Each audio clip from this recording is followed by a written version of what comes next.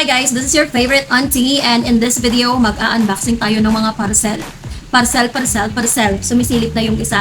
So as you know, I am pursuing my makeup artistic career and I need makeup products na talaga namang hindi ako mapapahiya sa aking mga future clients. So ayun, actually meron akong mga almost complete na pero yung mga brands kasi na meron ako is yung mga sabihin natin affordable or not so branded.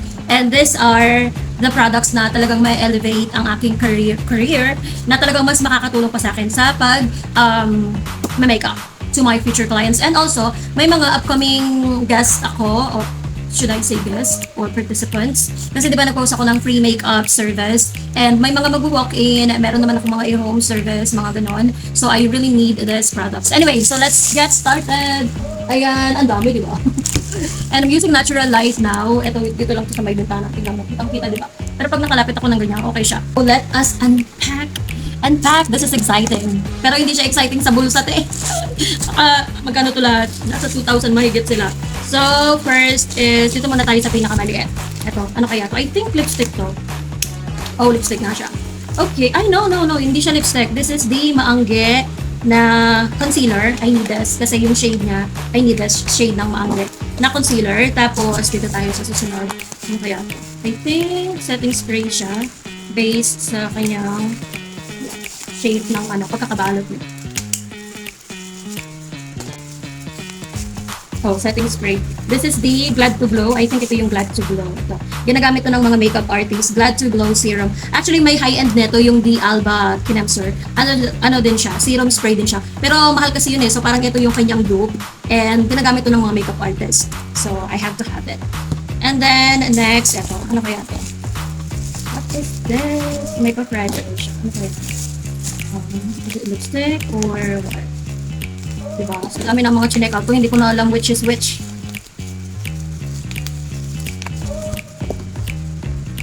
Oh, JMCY. Alam mo, parang kulang na lang maging ambassador ako ng JMCY. Baka naman. Ang dami ko ng mga JMCY products. So, ito yung lipin nila. Tapos, next naman, ito. Ano kaya ito?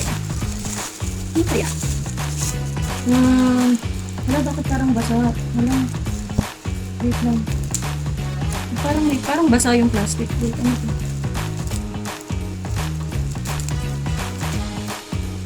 Oh, another JMCY. Sabi ko sa inyo, di ba? I'm a JMCY girly. Ito yung kanilang gel liner pencil. Ayan. Buy one, take one. Dalawa to eh. Dalawa yung laman niya. And then meron siyang pa-free. Ito yung parang na ko nabasa. Meron siyang pa-free wipes remover. Avocado extract remover wipes. Ayan, meron siyang pa-free. Tapos next, ito. Ano kayang pa-free? Okay. So this is the Careline. Ano siya? Lipstick siya. From Careline.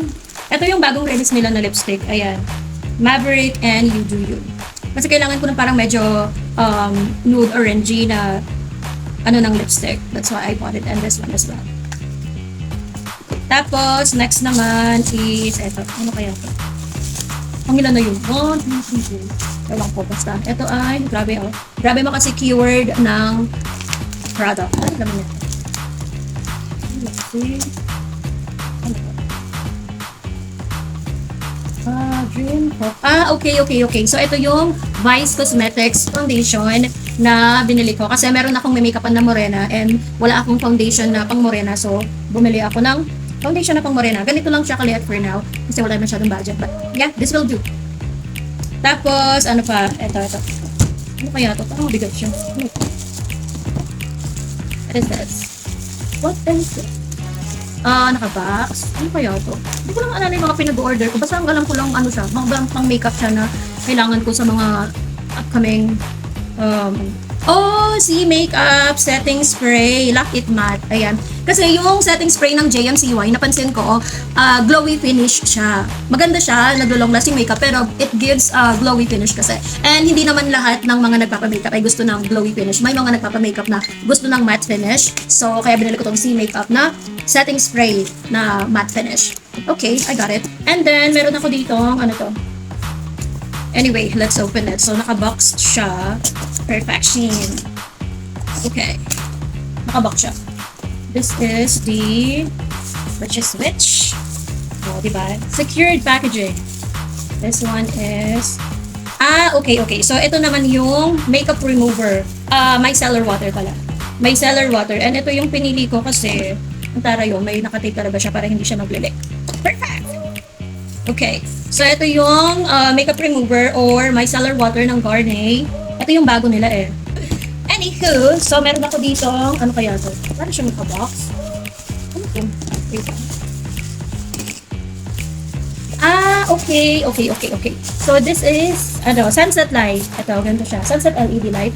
Para pag mga mag-shoot ako ng mga TikTok ko, or pag magpipicture, kapag may mga nag-walk-in, tapos dito sa apartment ko magpipicture, ay, in-unbox na nyo. Ganon. So, ayun siya. So, this is the sunset lamp. Maganda, may remote na siya. I think hindi na siya nilalagyan ng film kasi since may remote na siya. Wala siyang film na kasama. Okay, so yeah. Wala siyang film na kasama. So, that's the purpose ng remote. Ayan, meron siyang, I think 16 tong color na to or 16 tong mode. Basta ganyan siya. Sunset lamp. Ayan, this is the new one. Meron akong luma pero pinamigay ko na siya. But yeah, I think this one is better. Tapos, eto, lastly, meron ako neto. Ano kaya to? Let's see. Saan siyang big? No. Okay, okay, so eto yung cup.